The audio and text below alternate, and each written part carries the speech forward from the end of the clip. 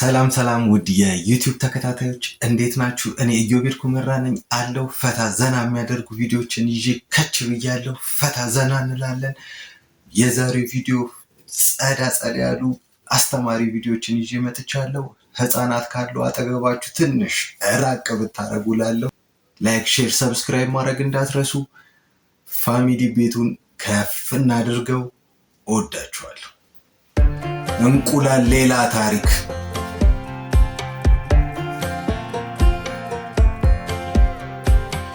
Last time we talked, you had nothing to say. You chose to walk, give what we had away. I hope you get what you're looking for, but babe, with me, you close the door on everything we could have been. እኔ በዚህ ዘመን በቃ ብቻ አስቸጋሪ ነው። ሰሞኑን አንድ አነጋጋሪ ጉዳይ ኤሊያን መስክ የሆነ ያለው ነገር ነበር። የዚህ ውጤት ይመስለኛል። በቃ ሰው ቤት ውስጥ እንቁላልህን ጠቅ አድርገህ ከሆነ ነገር ወርከህ የምትበላበት ዘመን ቅርብ እየደረሰ ነው እያሉን ነው። እኔም ግን በጣም በቃ እስቲ አንድ ቪዲዮ ሰምተን እንመለስ። ጋይስ በጣም አስፈሪ ዘመን ላይ ደርሰናል። እስቲ ኤላን ማስክ ምን እያለ ነው እንስማው። Money won't matter in 2036. I'm not sure that the people who bought your shares think that. So what Elon Musk is saying, by 2036 ብር ምንም አይነት ቫልዩ የለውም እያለ ከዛ ምን ትለዋለች ኢንተርቪው የምትጠይቀው በቃ ስቶክ ማርኬት ላይ ስፔስ ኤክስ እና ተስላ ሼር የገዙ ሰዎች ብራቸው ቀለጠዋ ትለዋለች። ፈገግ ይለና what do we need money ይላታል። ምንድነው ብር ለምንድን ነው የሚያስፈልገን? for goods and service which means እንሰራለን ይከፈለናል፣ ምንም አይነት ስራ ማለት ነው። ከዛ ደግሞ የተከፈለንን ወስደን ለምናገኘው ሰርቪስ መልሰን እንከፍላለን። ሉፕ ነው፣ ሮቴት ያደርጋል መኒ። ምንድነው የሚለው by 2036 ግን የሰው ልጅ ምንም አይነት ስራ አይኖረውም። ሮቦቶችና ኤአይ ወርልድ እነሱ ናቸው ኤቭሪቲንግ የሚሰሩት ነው የሚለው። everything will be done with robots and AI which means የሰው ልጅ ምንም አይነት ስራ አይኖረውም። መንገድ የሚሰራው በሮቦት እና በኤአይ ነው። መኪና የሚነዳው በሮቦት እና በኤአይ ነው። የቤት ስራ የሚሰራው even to the maximum doctors will be replaced with that ነው የሚለው እሱ እንግዲህ wow. so the point on inflation እየተባለ ነገሮች እንደዚህ ተወደው ማለት ነው ትንፋሽ ያሳጣን ገንዘብ by 2036 deflation የሚባል ነገር አዲስ ተርሚኖሎጂ ይመጣል ማለት ነው which means the money ማለትም ገንዘብ ምንም አይነት ቫልዩ የለውም። ከረጢት ሙሉ ዶላር ይዘህ ምንም አታረግበት everything will be free ነገር ነው የሚለው አይገርም? which means after 10 years አሁን ካለንበት wow mind blowing ነው አይደል? እኔ በእኛ ዘመን እንደዚህ አይነት ነገር ላይ እንደርሳለን ብዬ አስቤ አላውቅም። ማለትም በቃ killed for dollar አይደል? so all that effort ምንም ማለት አይደለም ነው የሚለው። ግን መጨረሻ ላይ ራሱ ምን አለ መሰላችሁ? I am terrified አለ። በጣም የሚያስፈራ ወቅት ላይ ነን። በጣም የሚያስፈራ ጊዜ ላይ ነን። of course የዛሬ 10 ዓመት በቃ everything will be controlled ማለት ነው። እና የሰው ልጅ እና ገንዘብ ምን ያርገ በቃ just print out and give it to them ነገር ነው ያለው። በጣም ነው የሚገርመው። እስቲ the whole interview መስማት ትችላላችሁ። እኔ ግን በጣም mind blowing ግን የሆነብኝ we see together what happens. It's only 10 years we will be around. ከዛ በፊት እግዚአብሔር ሊመጣ ይችላል። እንደሰማነው ነው እንግዲህ ያው እኔ እኮ ከእንቁላሏ በኋላ አሁን እንደዚህ አይነት ነገሮች ይመጣል። በ10 ዓመት ውስጥ 10 ዓመት ማለት ነገ ነው ላጠ ነው የሚልል እንግዲህ አንድ ዓመቷ በምን ያህል እንደምታልቅ ሳለው እና እንዳለው በጣም ያስፈራል። የሚያስፈራ ጊዜ ነው። ይሁን እስቲ ዋው ብለናል። ያው የላይኛው ያለ ትላለህ አንቺ ለኔ ነሽ ልዩ ልባም መልካም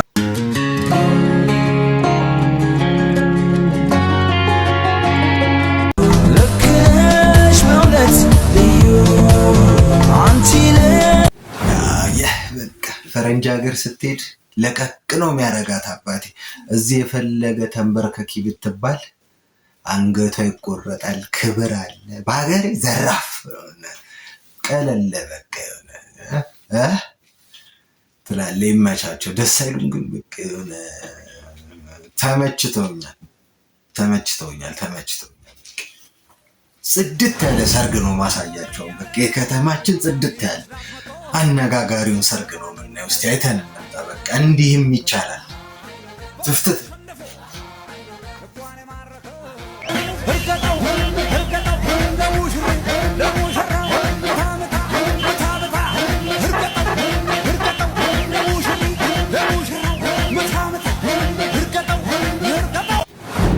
እንዳያችሁት ነው እንግዲህ ተፍታ ያለ ሰርግ ነው ምናምን ደስ ይላል እኮ ዩኒክ ነገር መሆን ግን አደጋም አላት ትንሽ ምናምን ነገሩን ክፍት ነው ምናምን በገመድ ወፈር ባለ ካቦ ገመድ ቢሆንም ምናምን ሶፋ አርጋችሁ ምናምን ነው ብቻ እንደው ጥንቃቄ ትላለህ እንጂ በቃ ምችት የምን ሊሙዚ ምናምን በቃ እየተከለምከ ነው መሄድ ምን አገባ መከለም ነው አባቴ። ይመቻችሁ ጋይስ። አንዳንዴ ወዴት ይሄን እንዳለን ሳስበው ራሱ በጣም ነው ጭንቅ የሚለኝ። የምትመለከቱት ምን ይሉታል እንግዲህ እቺ እናት የምትመለከቷት ማለት ነው ልትወልድ ሆስፒታል ገብታ ማለት ነው። አጋጣሚ ፈጣሪ ያላለውምና ልጇ ይሞትባታል። የምትመለከቱት ወደ ቤቷ እየገባች አቀባበል እያደረጉላት ነው። እንግዲህ እቺ እናት አዝና ተክዛ ልጇ ሞቶባት ወደ ቤት የምትገባ እናት ልዩ ቀን ነው የሚለው የሄኖክን ዘፈን እየዘፈኑ ነው ማለት ነው አቀባበል እያደረጉላት ያለውትና በጣም አሳዘነኝ ማለት ምንድነው ማለት ይደገም ቀን በቀን ምኑ ነው የሚደገሙ ምን ማለት ነው? ከሞራሊቲ አልስቅም በእውነት ሳኩኛ እንደው ይቅር ይበለኝ። ግን እኔ በቃ በዚህ ዘመናውን ምን ነው በቃ ይሄ እኮ አይቅርብኝ እኮ ነው። ጎረቤት በቃ የሆነ ነገር አርጎት ስለነበረ በቃ ሶሻል ሚዲያው ላይ ስለሚደረግ አያቅርብኝ ሞቶ አስለቃሽ እኮ ነው ልጠሪ የሚገባው እናቴ። ሙሾ ልታሟሽ እኮ ነው የሚገባው። ሙሾ ምን ነበር ጋይሶች? እንደው መጣብኝ አፌ ላይ እንደው ከተሳሳትኩኝ ይቅርታ። ጭራሽ በሳክሲፎን ተዘምኖልናል እናቴ። አንዳንድ ጊዜ ነውርም እንወቅ። ያው በእርግጥ እኮ ግዴታ በቃ ሆኗል ለሆነ ነገር ምናምን ፈጣሪ ያረገው ነገር ነው ምናምን። ግን እንደዚህ በሳክሲፎን ምናምን ፊኛ ተደርድሮ ምናምን እንግዲህ የመጀመሪያዋ የምትመስኝ ኢትዮጵያ የመጀመሪያዋ ወይ እስካሁን እንግዲህ ሶሻል ሚዲያው ላይ ስላላየ ሊሆን ይችላል። እኔ እንጃ እንግዲህ ፈጣሪ ያጽናናሽ ነው የምለው። ግን ድርጊቱ ትንሽ ያሳቅቃል። ይመቻችሁ። እኔ እንጃ እንግዲህ ሰውን ደስ እንዳለው ነው በደረሰበት ሰው በደረሰበት ነው የሚመላለሰው። ግን ይመችሽ ልበልሻ ምን ልበል እንግዲህ ይደገም። አስቸጋሪ ነው።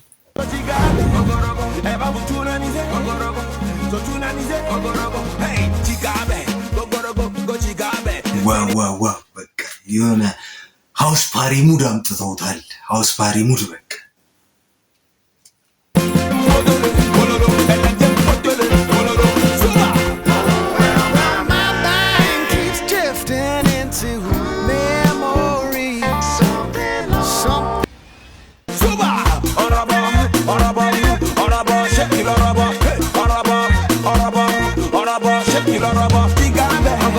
በተራቸው ፋዘር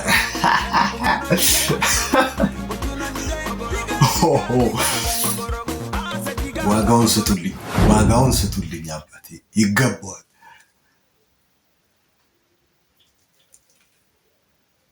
ዋው የማያዳግም እርምጃ ትክክል። ድምጻዊ ጃሉድ ምንድነው ያጋጠመው? ዲኑ አሊ ስለ ድምጻዊ ጃሉድ አዲስ መረጃ ይዞን ብቅ ብለዋል።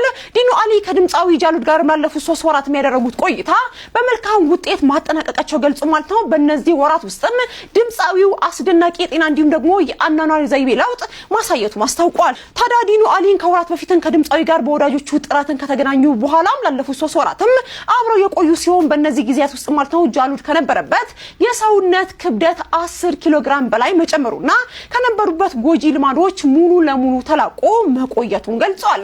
ታዲያ ድምጻዊ ጃሉድም ላለፉት 3 ወራትን ከጫት ከሲጋራ ከአልኮልና ከሌሎች አላስፈላጊ ሱሶች ፈጽሞ ርቆ ማሳለፉም በቋሚነት ራሱን ለመለወጥ እንደሚችል ትልቅ ማሳያ መሆኑን ዲኑ አሊም ጠቁሟል። አክሎም ድምጻዊ ወደ ቀድሞ ጎጂ ልማድ እንዳይመለስ በዙሪያ ያሉ ወዳጆችና ደጋፊዎቹ ከፍተኛ ጥንቃቄ እንዲያደርጉለት ኃላፊነቱም እንዲወጡ አደራም ጭምር ብሏል። በተጨማሪም የመገናኛ ብዙሃን ባለሙያዎችም ከድምጻዊ ጋር ቃለ መጠይቅ በሚያደርጉበት ወቅት በሚነሱ ጥያቄዎች ላይ አስፈላጊውን ጥንቃቄ እንዲያደርጉ መልእክቱንም አስተላልፏል። እንደው ከሚገርም በቃ ኮንዲሽን በኋላ እናይሃለን ብያስባለሁ። ይመች ኮንዲሽን አሪፍ ነው። እንደ ኮንዲሽን ሰው የሚያደርግ ነገር የለም አባቴ። ወጥረ ጠበቅ አድርጋ መያዝ ነው አባ። እስቲ ዛሬ ቸርች እንሂድ ብለን ከሚስቴ ጋር ገባንና ቁጭ ስል ቀና ስል ፓስተሩ እኔን እያየ በስነ ስርዓት ሲሰብክ የነበረውን አርስት አይቀይረው። እዚህ መካከል አንዳንድ ሰዎች አላችሁ እግዚአብሔር የሰጠንን መሪያችንን በፌስቡክ በምንድነው በምናምን የምትሳደቡ አይልም እንዴ? ይህ ሰውዬ ጨርቆስ ልጅ መሆኔን አላወቀም እንዴ? ምንም ቢሆን ጨርቆስ። ከዛ በኋላ አንዴ እስቲ ፓስተር አንዴ አስበው እስቲ ቤተክርስቲያን ቁጭ ብለህ አንዴ አባቀሱ ቆይ እስቲ አንዴ ይባላል እንዴ? እጅ ነው ፓስተር አንዴ እስቲ አቤት ወንድም ተስብሽ ጥያቄ አለኝ። ያው የአራተኛ ክፍለ ጦር ልጅ አይደለሁ። እሺ ያው ጥያቄ አታጣም። 5000 ሰው ባለበት ውስጥ ላይ ያደግ ነው። እኛ ምንም ሰው የምንፈራበት ነገር የለንም። የተሰማንን ስሜት ነው የምንናገረው። አንዴ እስቲ ጥያቄ አለኝ። አቤት ወንድም ተስብሽ ምን ጥያቄ ምንድነው? አይ የቸርቻችን የ4 ዓመት ሂሳብ መቼ ነው ኦዲት የሚደረገው? አሃ እንዴ እናውቀዋለና እንዴ መቼ ነው ኦዲት የሚደረገው? አንዳንዱ ይላል፣ ሰው ያጉረመርማል። ይሄ ቦታው ነው እንዴ? በቸርች ሰዓት ለምንድን ነው ሰው የማይመለከተው ነገር ይናገራል? እውነታቸውን ነው። እኔ ተናግጄ አንዴ ወንድም ተስሽ ቦታ ያለው እኮ ለሁሉ ነገር ቢሮ መተን በዚህ ጉዳይ ላይ መነጋገር እንችላለን ሲል አይደለም ጊዜው እንድትነግረኝ ነው። መቼ ነው የ4 ዓመቱ ሂሳብ ኦዲት የሚደረገው? አንዳንዱም ምናምን አካባቢ አልተመቸውም። በኋላ ትንሽ ቆየና ሶፍቱ ምናምን አለ አይደለ ፖልፊቱ ላይ ሶፍቱ አፍንጫው ነው ለካ ነርቡን ነክቼው ነው መሰለኝ። ነስር በነስር አይሆንም አረገና ሰውኔን መገላመጥ ጀመረ። ይሄ ሸረኛ አይነት ነገር አስነሳሪ አረና ሲል በቃ እንውጣ ተባለና እኛም ወጣን።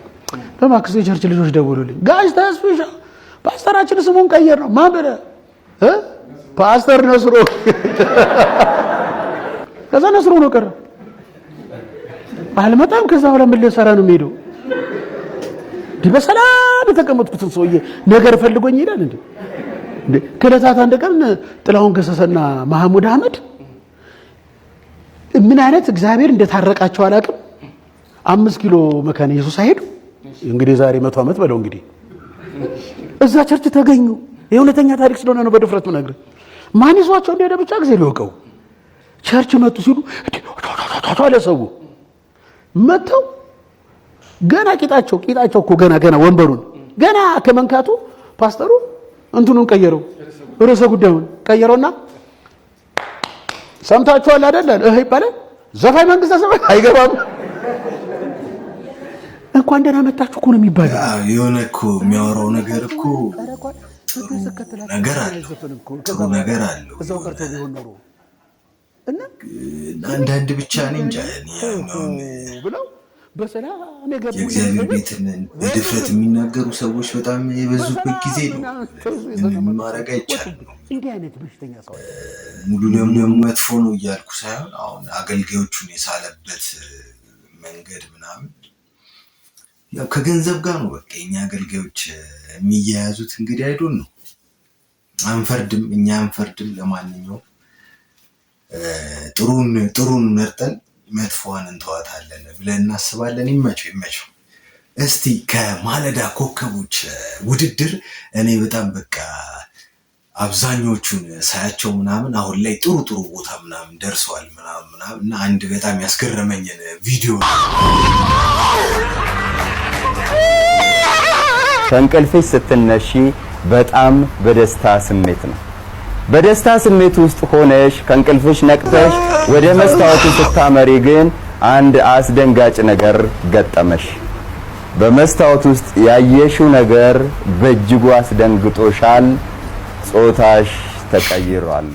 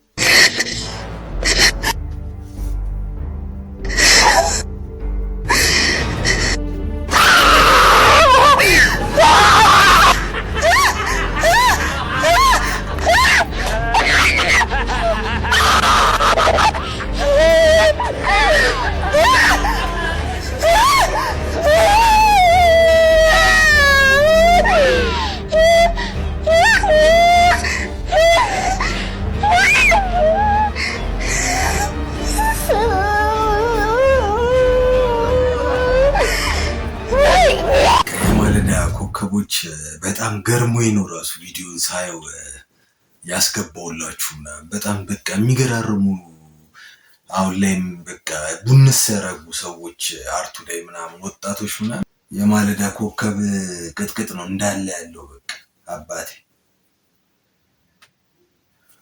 እንጂ በቃ አፍርቶ የሆነ እንትን አፍርቶ ሲታይ ደስ ይላል ማለት ነው። ይመቻችሁ። የጀርመን ሳይንቲስቶች በውሃ ላይ መሄድ የሚያስችል አስደናቂ ጫማ ሰርተዋል።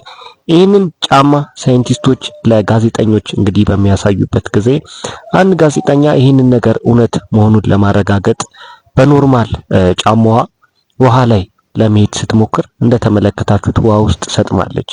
የጀርመን ሳይንቲስቶች ይህንን ጫማ በቅርቡ ባህር ላይ እንግዲህ ለሚሰሩ ለነፍስ አዳኝ ሰራተኞች ለመስጠት እንደወሰኑ ተናግረዋል። ላልሰላም ቴክኖሎጂ ላጥ ያለ ነው ምናምን በአጭር ጊዜ ውስጥ ምናምን አሁን የሚገራርሙ ቴክኖሎጂዎች እንሰማለን ብዬ ነው ማስበው ምናምን በቃ ከዚህ በኋላ የሚፈጥን ይመስለኛል። የሆነ በቃ የማታስበው ነገር ምናምን ደቅ ብሎ ምናምን ምን ይመስለኛል። ብቻ አስቸጋሪ ጊዜ ቴክኖሎጂ ብቻ ቴክኖሎጂ አሪፍ ነው። እኔ ቴክኖሎጂ አሪፍ ነው ብዬ ነው ማስበው።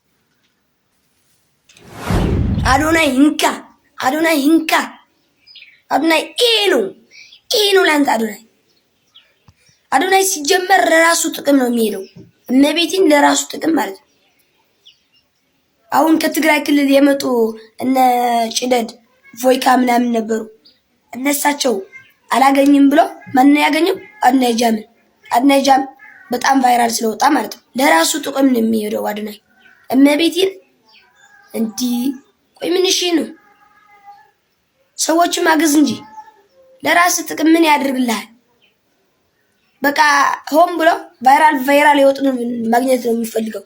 እመቤቴን ረበናታችሁ አድርሱለት፣ ሼር ኮፒ ሊንክ ያደርጋችሁ እና እንግዲህ እንደዚህ አይነት በላ የሆኑ ልጆች ምን ያርጋችሁ?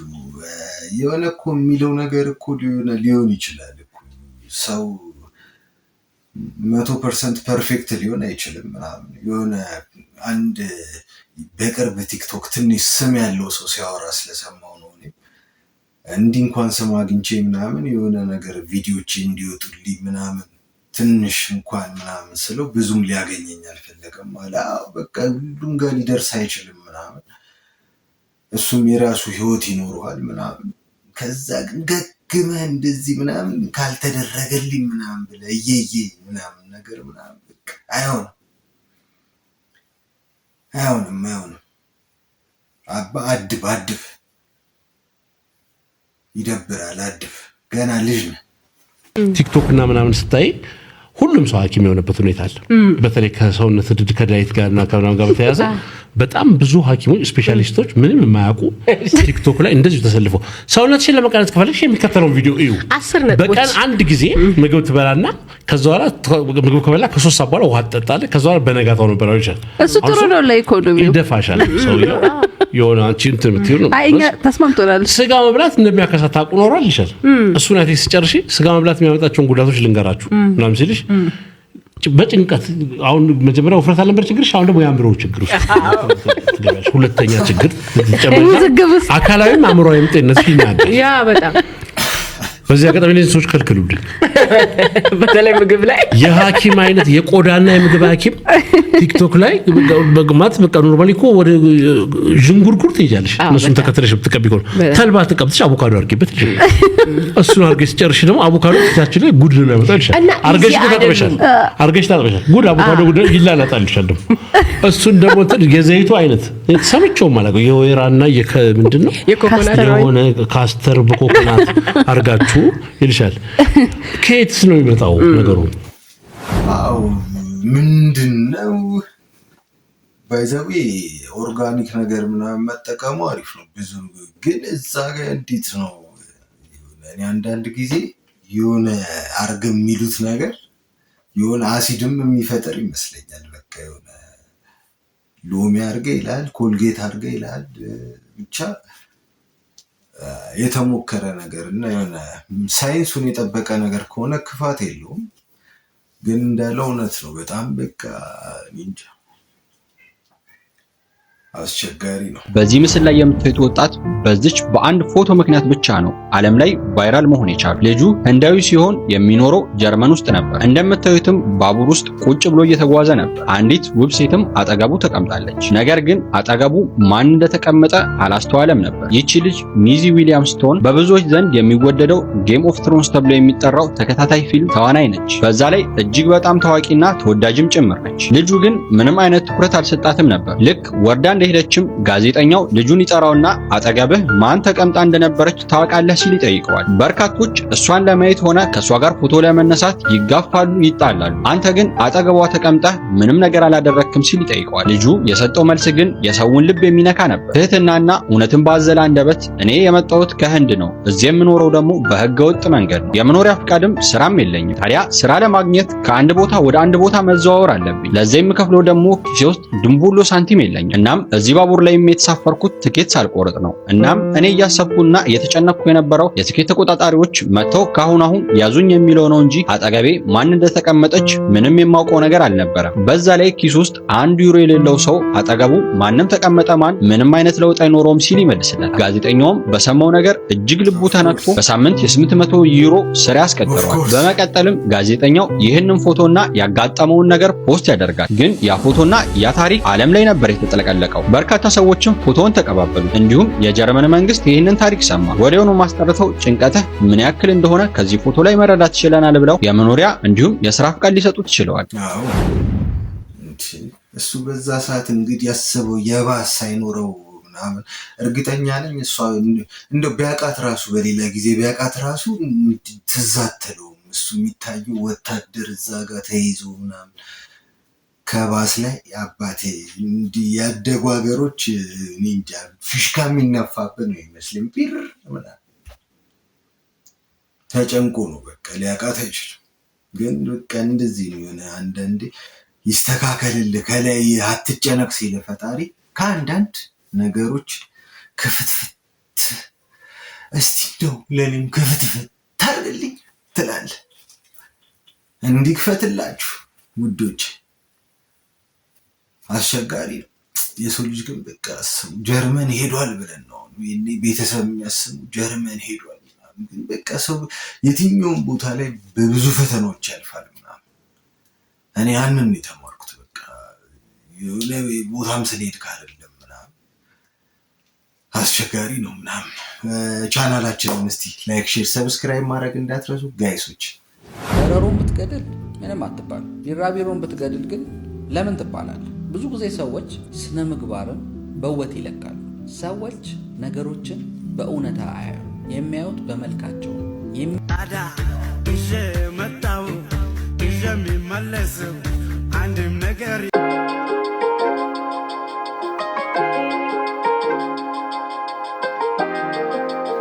ጭሶላል የሀበሻም ቀሚስ አባቴ የባህል ልብሱ ይመቸው። ቀሚስ ኖር ነገሩ ፈረንጅ እኮ በቃ ይሄን እነዛ ይሆናል። ፈጣሪ ከክፉና ከምቀኛ ጓደኛ ይሰውራችሁ። ታዲያ የሚስ ወርልድ ኢትዮጵያ የሆነችው የሂሩት ይርጋ እህት ቅዱሳን ይርጋለም በሰዎች እጅ መገደሏን ሁላችንም የሰማነው ጉዳይ ነው። ታዲያ የቅዱሳን ገዳዮች በዚህ ሰዓት የተያዙ ሲሆን የቅርብ ጓደኛዋ ናት የገደለቻት። እጅግ በጣም ያሳዝናል። ይኸውላችሁ የገደሏትም የቅርብ ጓደኛዋና የጓደኛዋ ፍቅረኛ ሲሆኑ መነሻውም ቅናት ነው። ይኸውላችሁ የቅዱሳን ይርጋለም የቅርብ ጓደኛ የሆነችው ሴት ለቅዱሳን ይርጋለም ትደውልላትና ኮንዶሚኒየም እንደተከራየች መታ እንድታይላት የጠበቀ ወዳጅነት ባለው መልኩ ታወራታለች። ቅዱሳን ይርጋለምም እሽታዋን ገልጻ አንድ ላይ በመሆን ወደ ኮየ ፈጬ ኮንዶሚኒየም ያቀናሉ። በዛም ታዲያ በሩን ከፍተው በሚገቡበት ሰዓትም የጓደኛዋ ፍቅረኛ የሆነው ቅዱሳን ይርጋለምን ያፍናትና ያግቷታል። በዛም ታዲያ ወደ ቅዱሳን ይርጋለም ቤተሰቦች ይደውሉና ዳጎስ ያለ ገንዘብ እንዲሰጧቸው ይጠይቋቸዋል። በዛም ታዲያ ቤተሰቦቿ ገንዘቡን ለመስጠት እየተዘጋጁና እየተደራደሩ ባሉበት ወቅት ገንዘቡን ከወሰድን በኋላ ስለምታቀን ትጠቁምብናለች ወይንም ደግሞ ታሲዘናለች በሚል ስጋት ቅዱሳን ይርጋለምን በአሰቃቂ ሁኔታ ሐምሌ 17 ቀን 2018 ዓ.ም ህይወቷ እንዲያልፍ ያደርጋሉ። ገደሏትም በኋላ ሌላኛው ወደ ተከራዩበት ኮንዶሚኒየም ሬሳዋን ይጥሉትና ይሰወራሉ። ታዲያ የህግ አካላት ባደረጉት ጥብቅ ክትትል የቅርብ ጓደኛዋን ይይዟታል። በመቀጠልም የጓደኛዋ ፍቅረኛ የሆነውን ግለሰብ አዳማ ተሰውሮ ካለበት ቦታ በህግ ቁጥጥር ስር ሊያውሉት ችለዋል። ወንጀለኞቹም ተይዘው በተደረገባቸው ምርመራ መሰረትም እንግዲህ የፈጸሙትን ምግባር እያንዳንዱ አምነዋል። እጅግ በጣም ያሳዝናል። ለወዳጅ ዘመዶቿ፣ ለቤተሰቦቿ በሙሉ ከልብ መጽናናትን እመኛለሁ። መልካም ቆይታ። በቃ የኛ ህዝብ እኮ ነውረኛ እየሆነ ሄደ። በቃ ያውን ሰው በቃ ቅናት፣ ምቀኝነት እኔ በቃ በዚህ ዘመን በጣም አስቸጋሪ ነው። ጓደኛ የሚባል ነገር በቃ እንደው አንድ ወይ ሁለት እንደው በቃ እንጂ በቃ በዚህ ሰዓት ጓደኛ የሚባል ነገር አያስፈልግም። በቃ እንዳይጣላህም እንዳይቀርብህም አድርገህ መራቅ ነው በቃ ከሰው ጋር በዚህ ሰዓት በጣም የምንሰማቸው ነገሮች ሰቅጣጭ ነገሮች እየሰማን ነው። በጣም በቃ እኔ እንጃ። እስቲ ወደ ሌላ ቪዲዮ እንሂድ። አንተ ደግሞ ዛሬ ሳይደርስ የመጣሽ መሆንሽ ነው። ወላጅ አምጪ ተብዬ ምን ያርግሽ ነው ደግሞ ወላጅ አምጪ ተባልሽ? ጥያቄ ተጠይቃል። ምንድን ነው ጥያቄው?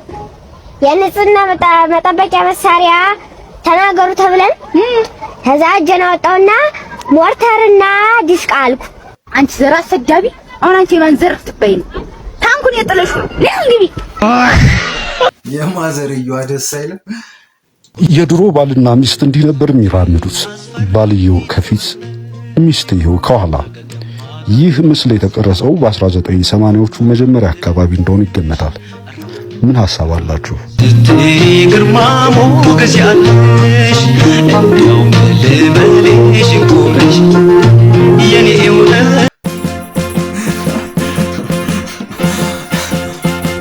ግን ግሬስ አላችሁ።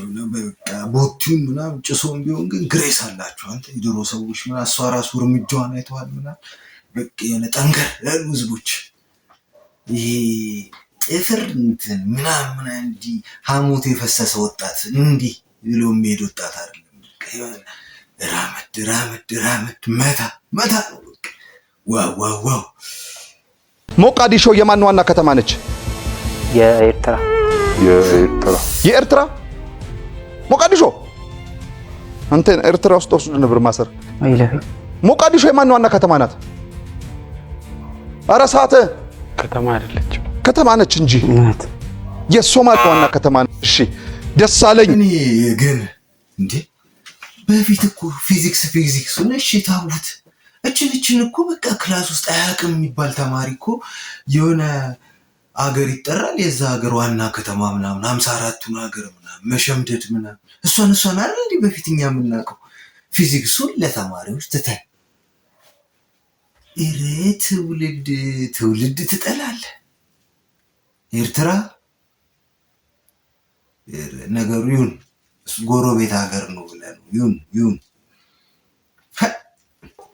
የላሊበላ አስተዳደር ትልቅ ችግር አለበት። ማንም ሰው እንዲታሰር አልፈልግም። ታዋቂው የጉዞ ብሎገር ዳውድ በላሊበላ እየተዘዋወረ ሲጎበኝ ከተቀመጠለት ዋጋ በላይ የጠየቁ ሰዎች ላይ ባነሳው ቅሬታ ማህበራዊ ሚዲያውን አጥለቅልቆት ሰዎቹን መታሰራቸውን ታስታውሳላችሁ። Why people cannot be honest?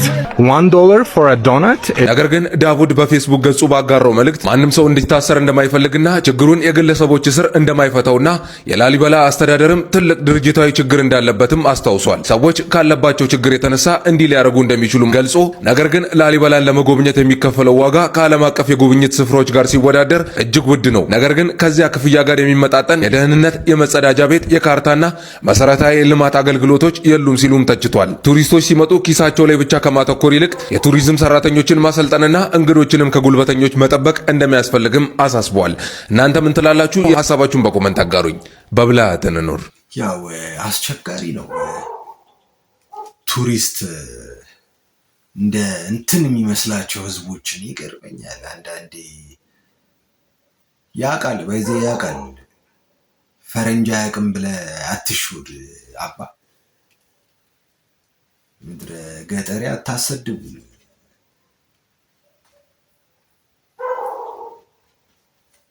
እስቲ ይሄው ቱሪስት አንድ ደግሞ ሌላ ቪዲዮ አይተን እንመለስ እስቲ። How much is the coffee? 100. Okay. Is a tourist price? Yeah. A local price, how much? 40 local price. Okay. Can I pay local? Okay. Or I should pay tourist? Thank you so much. All right, we are getting our full Ethiopian coffee experience. Thank you so much. It is good, brother. Thank you. How much I owe you? 500. 500? Bro. What? Two-way? Yeah. What do you mean two-way? I just came from the restaurant to here. Yeah. Okay. 300. No, you mean two-way to go back? No, I don't go back. I only stay here. So how much? 10. Huh? 300. Bro, 200 is good price. Really?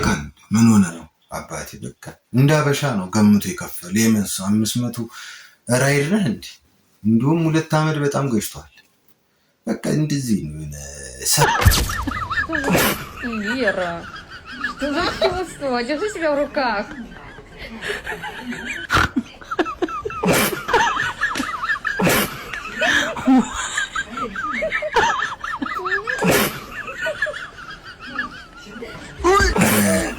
ቲቸሮቹ በጣም ነው የሚደብረው። ላሽ ብሎ ያገላጭጫቸዋል ምናምን ክላስ ውስጥ ይመስለኛል ምናምን። አይፈረጅ ነበር። እስኪ ይህንን ይመለከቱታ እንዴ ይመለከቱት እስኪ። እናንተ በግል ሰብስባችሁ አታውቁም? ከዚህ ቀደም በግል አካውንት ሰብስባችሁ አታውቁም? ገንዘብ በግል አካውንት አሰበሰብ ወደ ተቋሙ ነው እንጂ የሚልከው ወደ ቴሌብር ወይ በካሽ ይከፍላል እንጂ የግል የእናንተን አካውንት በፍጹም ልትሰጡት አትችሉም። እኛ አንቀበልም። በጣም ጥሩ። አንድ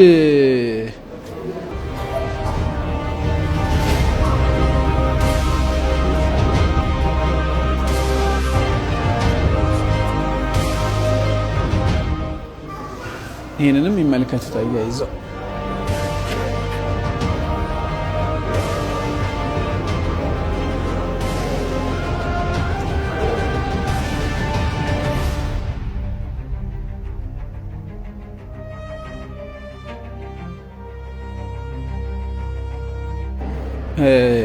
እነዚህ ዶክመንቶች ይሄኛው ትላንትና የተቀበልነው ነው። ይሄኛው ይሄ ደግሞ ትላንት ወዲያ ክፍያ የተፈጸመበት ነውና አንድ ተገልጋይ ከኛ ጋር አንድ ላይ ይዘን መጥተን ተገልጋዩ እንድትገለገል ካደረግን በኋላ በእናንተ ሲስተም ክፍያውን ሲከፈል ግን ስሙ እዛ ጋር ያለው የርሱ ነው አይደል? አካውንቱም ከስር የተጻፈው ከታች ያለው አካውንት የርሱ ነው አይደል? በዚህ ተልኮ ከዛ ትላንትና ደግሞ ይሄን ዶክመንት እሺ ተቀብለናልና ምን ትራንዛክሽን በግል አካውንት አንቀበልም ስላሉ ነው። አሁን የማይነበብልህም አባ እንዴት ይነበብልሃል? በቃ ይሄኔ እኮ አይባነንም ምናምን ብለው በቀን የሆነ ሰው ያህል እንዲህ ብንሰራ ምናምን ብለው ቀመረው እኮ ነው። ትገባታለህ እንግዲህ እጥብ እንዳረክ ያስገባሃል ደግሞ አባቴ። እስቲ ደግሞ ሌላ እጥበት ደግሞ ይሄ ከመንግስት ነው ከወገኖቻችን ደግሞ ኪስ እጥብ የተደረገ ደግሞ እስቲ አይተን እንምጣ። ሄሎ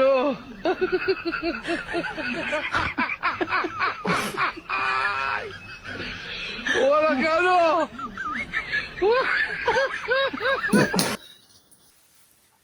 ሐላል በቃ ሐላል ስራ አድርገውታል አባቴ። ስራ ማንም ምንም አባቴ ወፍች እነዚህ ነበር እየሰበሰብክ መቅላት ረዳ። ሌላው አነጋጋሪ የሆነው እስቲ ሰሞኑን በአገራችን ላይ የተደረገ የጋብቻ ስነ ስርዓት በጣም አነጋጋሪ ሆኗል። ምን ጋብቻ አካበድኩ እኔ ደግሞ አካበድኩ። ፎቶአቸው ከአንድ ኮረዳ ልጅ ከአንድ ተለቀቃሉ ባለሀብት ጋር ፎቶ በመለቀቁ ምክንያት ሶሻል ሚዲያው እንደው ወሲል አለው ወሲል ወገኖች እስቲ አይተን እንመለስ። ምን ተባለ ይሁን ሴቶች እንደሚንጫጩብሽ አረ አሁን ይሄንን ወንድ ጠብሳ ምን ይመስላል አቤት ከዚህ ጋር ትጋደማለች የሚሉሽ በአጠቃላይ ቢያገኙት አይፋቱትም። እንዴ እኔ እሱ ኬክ እየመሰለ ሲገባ ሲወጣ ጫማውን ላይ እየወረወረ ከንፈሩ እንዲጥሎ አስቤዛ ሳይገዛ ምፈልገውን ሳያሟላ መልኩ እንደ ወተት የነጻ ደረቱ እንደ ሰማይ ስባሪ የሰፋ ወንድ ጋር ከምኖር የእንጀራ ቂጥ ማሰሻ የጉሎ ቂጥ ማሰሻ ከሰል የመሰለው ጋር ቦርጩ ዝርጥጥጥ ይበል ይንዘርጠጥ ምን አገባችሁ? እሱ ነው የሚሸከመው። ሆዱ ዝርጥጥጥ ያለ መልኩ ለሰው አምስት ጉዳይ ሆነ ለምን አይሆንም? ዋናው እኔ ኬክ መስዬ ልኑር።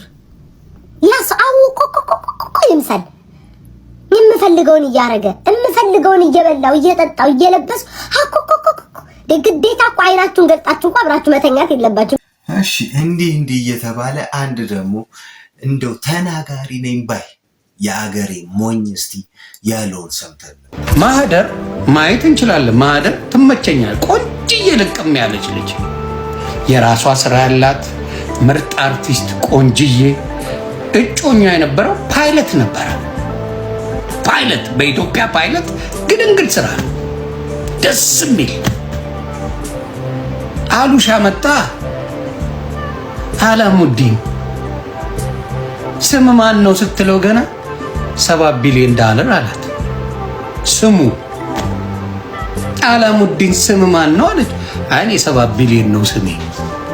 እድሜው ተረሳ፣ ቦርጩ ተረሳ፣ ሚስቶቹ ተረሱ። ምን ቦይፍሬንዷ የት እንደገባ አልታወቀም፣ የት እንደደረሰ ባለቀ። ያ ሁላ ምናምን ባናቱ ተጠቅሎ ታገኘዋለህ። ይሄ ህገ መንግስቱ ነው። ሀብት በቀላሉ አይመጣም። ኢስ ሃርድ። የተወሰነ ሰው ነው የሚይዘው ጃፓን። ብዙ ሰው ሊያገኘው አይችልም። ያቺ ሀብት የብዙ ሰዎችን ምን ታረጋለች? ትስባለች። ማግኔት አለው። የወንድ ልጅ ሀብት ማግኔት አለው። በድህነቱ አንድ ሴት ጠጋ ብላ ያላየችው ወዙ ሞላ ሲል የሆነች መኪና ቀየር ሲያደርግ ነፍስዬ ጣራ ላይ ጭኖ ነው የሚጋልባቸው። አንተ ገንፎ እኮ ነህ ገንፎ። እና የሀገራችን እንስቶች ባላቸውን ትተው ለገንዘብ ብለው እንደ ማህደር ባሏን አሳብዳ የሄደችን ታሪክ ባሏን አሳብዳ የሄደችን ሴት እንደ ትልቅ ታሪክ አንስተህ በቃ ገንዘብ ካለው ሰው ጋር ፍቅር በቃ ይሙት እያልክ ነው። እንደው ምን ንፋስ ይሆን ከሰውነ ረዳ በዚህ ሰሞን በማህበራዊ ሚዲያ አውታሮችና በዲጂታል መድረኮች ላይ ከፍተኛ መነጋገሪያነትንና ውዝግብን ከጫሩት ጉዳዮች መካከል የቅድስት ብርሃኑ አዲስ ጓደኛ ሆኖ ብቅ ያለው የበአምላክ ይላቅ ነገር ነው። ይህ ሰውዬ ግን ኦሮሞማ ናቸው አሉ። አባባ ኦሮሞማ ናቸው አሉ። መቼም ተኛ ዘር እንደዚህ አይነት አይወጣ ጋይስ። ይህ ሰው እንደሚባለው ኦሮሞ አይደለም፣ እንደሚቀለድበትም ተራ ሰው አይደለም። እንዲሁ በፍቅር ማማለል ብቻ ቅድስት ብርሃኑን ያገኛት ሰው አይደለም። በአምላክ ይላቅ ከሚባለው ሰው ጀርባ እጅግ ውስብስብ መረብ አለ። የዚያን መረብ ማንነትና የሰውየውን ጥልቅ ማንነት በዚህ ዝግጅት እናወጋችኋለን። በአምላክ ይላቅ ከጎጃሙ ባለሀብት ከትልቅ ሰው ገዳሙ ጋር ያለው ግንኙነት ምንድነው? በአጠቃላይ ከጎጃም ባለሀብቶች ቡድን ጋር ያለው ያልተነገረ ምስጢርስ? እዚህም ባሻገር ከመንግስት ሰዎች መካከል ማንን ይዟል? እንዲህ ያሉና ሌሎች በውስብስብ ሴራዎች የተጠመቁ ጉዳዮችን በዚህ ዝግጅት አብረን ስንቆይ ትሰማላችሁ። በዚህ ሰሞን ከአገው ምድር ከፈለቀችው ቅድስት ብርሃኑ ከተባለችው ቆንጆ ጋር አዲስ ነገር ጀምሯል ተብሎ ስሙ በማህበራዊ ሚዲያ ትስስር ገጾች የሚናኘው ጎጃሜ ከወራት በፊት ጎጃሜ ተብዬ የተባለው የበአምላክ ጌትነት ዘፈን ውስጥ በአምላክ ይላቅ አጅር በማተቡ ተብሎ የተሞካሸው ነው። በዚያ የባለ ሀብቷ ትልቅ ሰው ገዳሙ ስምና የቤተሰቧ ምርጥነት በተሰበከበት ሙዚቃ ውስጥ የዚህ ሰው ሚና ከፍተኛ ነበረ ይባላል። የዚህን ግለሰብ ትክክለኛ ማንነት፣ የሀብት ምንጭና ማህበራዊ አውታሮች ስንመረምር ጉዳዩ ከቀላል የግል ግንኙነት የዘለለ የብዙዎችን ትኩረት የሳበው ውስብስብ የኢኮኖሚና የፖለቲካ ቁርኝቶችን የያዘ ሆኖ እናገኘዋለን። ሙሉ ስሙ በአምላክ ይላቅ የሚባለው ይህ ግለሰብ መነሻውን ከጎጃም ደጋዳሞት ከአረፋ መድኃኔዓለም ቀበሌ በተለይም ጨርጨር ከተባለ ጎጥ ያደርጋል። እድሜውን በግምት 55 ዓመት ገደማ እንደሚሆን ተረጋግጧል። በህብረተሰቡ ውስጥ ኢንጂነር በሚል ማዕረግ ሊጠራ የሚሞክር ቢሆንም እሱን በቅርበት የሚያውቁ አካላት ግን ይህን ማዕረግ የሚያስገኝ የአካዳሚክ ዝግጅትም ሆነ ትምህርት እንደሌለው በአጽንኦት ይገልጻሉ። ከቀድሞ የዘበኝነት ስራ ተነስቶ በድንገት የብዙ ሚሊዮኖች ባለጸጋ አሊያም ቱጃር እንዲሆን ያስቻለ ዋነኛ ምዕራፍ ከታዋቂው ባለሀብት ከትልቅ ሰው ገዳሙ ጋር ያለው ዝምድና ነው። አዲስ አበባ እንግዲህ እሳቸውን እንዴት አገቡ ተብሎ ነው አገር እያዝልን ያሉት። እስቲ ይሁና። ሌላው ደግሞ አነጋጋሪው ቪዲዮ ሰሞኑን በቴሌግራም እየተሸጠ ነው ብለው የሚያስተምሩልን ቆንጆ ቆንጆ ኢንስቶች መጥተዋል። እስቲ እነሱን አይተን ደግሞ እንመለስ። ትናንት የገዛሁት አይፎን 17 ነው። ያ ፕሮ ማክስ። ማን ይገዛልሽ? ቴሌግራም እና ቴሌግራም ላይ ቂጥሽን ሽጠሽ ማለት ነው። እረፍቴ አውቃ ነው አንድ ዘይ ቀንም ተናገረኝ። እግዚአብሔር እና ቴሌግራም ላይ ምን የታቦት ስዕል አይደለም ሽጠሽ ታዲያ አይፎን 7? አዎ አይደለም፣ አይደለም። ግን ልንገርህ ብቻ አሁን እዚህ ጋር ብዙ ሰብስክራይበር የሌለ ምናምን ይመስላል። ግን እውነቱን ስነግርህ የኔ ፒክቸር ኦንሊ ፋንስ አልኩ። አሁን ፐርመንዝ በጣም ትልልቅ ቶፕ 10 የሚባሉት ራሱ $5 ከ$10 በላይ የለም ፐርመንዝ ታውቃለህ። የኔ ግን ለአንድ ፒክቸር ነው $150 ማስከፍለው። በጣም ብዙ ሰው ፒክቸርሽ ምን አይነት ነው? በጣም ብዙ ሰው ነው የሚሆነው ከምነግርህ በላይ። እኔ ወር አልሞላኝም አሁን ከጀመርኩ። ግን ፒክቸርሽ ምን አይነት ነው? በቃ እንዳይ ፖስት አድርጋለሁ እኮ እንትን እኮ ፖስት አደርጋለሁ እኔ እንዲታይ ፍሪ ፖስት አለ በፒኪኒ በፓንት ምናምን። ጡትሽ ይታያል? ጡትሽ ይታያል? አይታይም። ግን ሻውን ወደፊት የሆነ ቴክኖሎጂ ተስተካክሎ ምናምን እርቃንሽ ጡትሽና ቂጥሽ እየታየ ለአንድ ፎቶ 100,000 ብር ይከፈልሻል። አንድ ሰው ለአንቺ ፎቶ 10,000 ብር ይከፍልሻል ቢባል ከአንድ ሰው ሰብስክራይብ 10,000 ብር አልሰራም አልኩ እኮ ቤላ። እሺ 100,000 ብር ለአንድ ሰው 100,000 ብር እሰራለሁ። እንስሽን ምክንያቱም እኔ ሰውነቴ ምንም አይሰራልኝም። እኔ ጋር ምን ማለት ባል ማግባት አልፈልግም፣ መውለድ አልፈልግም። ምን አይሰራልኝም ማለት አሁን ለምሳሌ እንደዛ አይነት ነገር የሚያስቡት የሆነ ተደብቀው ራሱ ሰውነቴ ምንም አይሰራልኝም። አይ እንደዛ አይደለም። ይሄ የእንትን አስተሳሰብ ሳይሆን ሰውነቴ ምንም አይሰራልኝም ሳይሆን አሁን ለምሳሌ እኔ ልንገርህ ወንድ ልጅ ፊዚካሊ አትራክቲቭ ካልሆነ ራሱ አሁን ሹገር ማጫወት ምንም አልችልም። እንደዛ አይነት ነገር ማለት መጥቶልኛል። እኔ ለአንድ የራሱ 500,000 ብር ላድርግ እና እንትን ልበልሽ ምናምን ያለኝ ሰው አለ። እውነቱን ስለዚህ 500,000 ብር እግዚአብሔርን ትልቅ አርቲስት 500,000 ብር ለምን ለአንዴ ብቻ አብረሽኝ ካደርሽ አንዴ እምቢ አልሽ? እመቤቴን እኔ ለአንተ ስክሪንሾቱን ልክልሃለሁ። እግዚአብሔርን እና ክርሽን ይዘሽ እምቢ አላልሽም። መሳፍንት ይሙት ድንግል ማርያምን መሳፍንት ማለት አባቴ መሳፍንት ይሙት ድንግል ማርያምን እመቤቴ ነው ብለሽ ያ እና ምንም ነገር ቢፈጠር ልንገርህን እና በአካል እኔ አሁን እንደዛ አላረግምና እዛ ጋር እኔ በአካል እኔ ሰውነቴን እስካልነኩት ድረስ አሁን ኦንሊ ፋንስ ተጠቃሚ አልኩ እኮ አሁን ሶፊሬ ምንም አይነት ወንድ ጋር ምናምን በአካል አትገናኝም፣ ሴክስ አታደርግም ምናምን። ግን አሁን ሚሊዮነር ናት ምናምን ብር አላት፣ የፈለገችውን ነገር ማድረግ ትችላለች። ገብቶሃል? ያው እኛ ኢትዮጵያ ውስጥ ከባድ ነው፣ አይ ነው በጣም ከባድ ነው። ግን አልኩ የኢትዮጵያ ሰው ነው እኔን ሰብስክራይብ አድርጎ የሚያኝ እዛ ጋር ማለት ነው 20 ሺህ ብር ከፍለው ከዛ እንትን ይሰጡኛል፣ ጊፍት ይሰጠኛል። እግዚአብሔርን 100 ኮይን ምናምን 100 ስታር ምናምን ጊፍት ይሰጡኛል። ሶ እዛ ጋር ነኝ ስለ ሰው አባባል አልጨነቅም። መውለድ አልፈልግም። ማግባት ካልፈለኩኝ የተሻለ ህይወት ነገ መኖር ከቻልኩ ማግባት አለመፈለግ መብትሽ ነው። ማግባት አለመፈለግ መብትሽ ነው። ግን ገላሽን እየሸጥሽ ነው ማለት ቂጥሽን እያሳየሽ ነው ለማያገቡሽ ለማይንከባከቡሽ ነገ ብትታመሚ ቅዘንሽን ለማይጠርጉልሽ ወንዶች ቂጤን እንኩዩት እያልሽ ፎቶ እያነሳሽ እየላክሽላቸው ነው ቴሌግራም። ግን እኮ አሁን በእንደዚህ አይነት ነገር የሚመጣ ገንዘብ ሰላም ይሰጥሻል ወይ? ዘመናዊ ሴተኛ ዳሪነት ማለት ነው። ቃልዬ ሴተኛ ዳሪ አይደለም እንደዛ ማለት እኮ ነው እንዴ? ሴተኛ ዳሪ ምን ማለት ነው ትርጉሙ? ሴተኛ ዳሪ ሁሉም ሴት ሴተኛ ዳሪ አይደለም። ገባሽ? ግን ሴተኛ ዳሪ ተብለው ስም የሚወጣላቸው ሴቶች ምን አይነት ሴቶች ናቸው? አንተ እነሱ ከብዙ ወንድ ጋር የሚተኙ ምናምን ነው። ለምን ለገንዘብ እና ታዲያ አንቺ ለገንዘብ ተኝተሽ አታውቂም? እውነት እናውራ ከተባለ እመቤቴን እግዚአብሔርን እሺ፣ የግድ እኮ ለገንዘብ መተኛት የለብሽም። ለገንዘብ አልተኛም። እኔ የፈለገ ነገር ብታደርገኝ አልኩ አልተኛም። እግዚአብሔርን ግን ለገንዘብ ገላሽን እየሸጥሽ ነው። ለገንዘብ ገላሽን እየሸጥሽ ነው። እንግዲህ ጋይሶች በጣም አስቸጋሪ ጊዜ ላይ ነው የደረስነው። እህቶቻችን እንግዲህ ገላችንን በቪዲዮ እየሸጥን ገንዘብ መስራት ጀምረናል ብለው ማስታወቂያ እየሰሩ ነው። ጃገር አስቸጋሪ ነው። እነዚህን በእንደዚህ አስቀምጠን ሌላ ደግሞ ምን እንዳጨሱ የማይታወቁ ሴጣንን በይፋ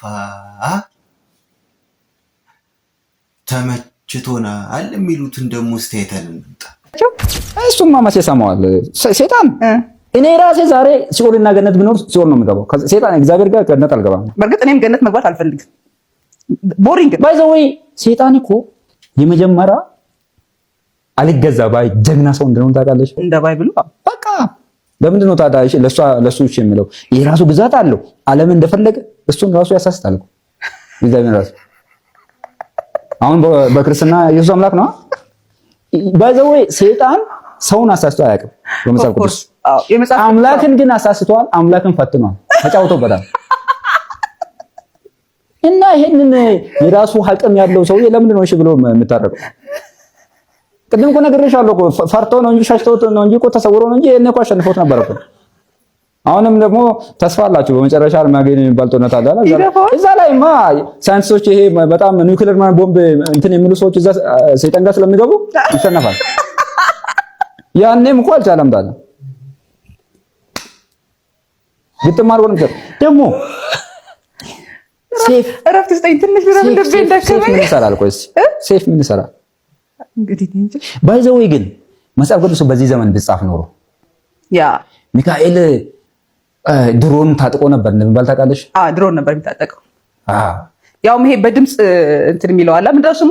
ይሄ ድምጽ የሚያወጣው እንትና ማትረየስ ሚካኤል ማትረየስ ይዞ ነበር ይባላል እንጂ ሰይፍ አይዝም። ሴፍ በጊዜ ከነበረ የሰው ልጆች ሐሳብ የሰው ልጆች ኑሮ ላይ እኮ ነው ተወስ ባይዘዌ ይሄ በጣም እንደ ቀልድ እናየዋለን እንጂ ሙድ እየያዙ እየመሰለ የሆነ በሚያሳይ መንገድ የሆነ ነገር ልዩነትን ሪያሊቲን እያሳዩአችሁ። ለምሳሌ ሰይፍ ምን ያደርጋል? በዛ በሰይፍ ሴጣንን አትመተውም አይነት ነገር ነው። በዚህ ሰዓት ቢሆን ድሮን ምናምን አይነት ነገር ግን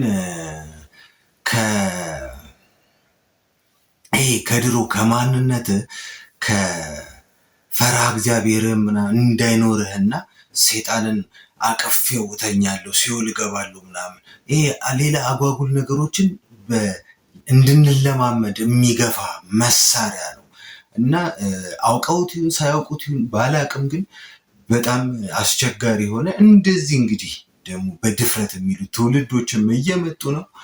እንግዲህ እኔ ምን እያጨሱ እንደሆነ አላውቅም። አስቸጋሪ ጊዜ ነው ለማለት እወዳለሁ። ጋይሶች እወዳችኋለሁ። ይህ ቤት በእናንተ ፍቅር ስፖንሰር ስለሚደረግ ላይክ፣ ሼር፣ ሰብስክራይብ ማድረግ እንዳትረሱ። ይመቻችሁ። የፍቅር ቤት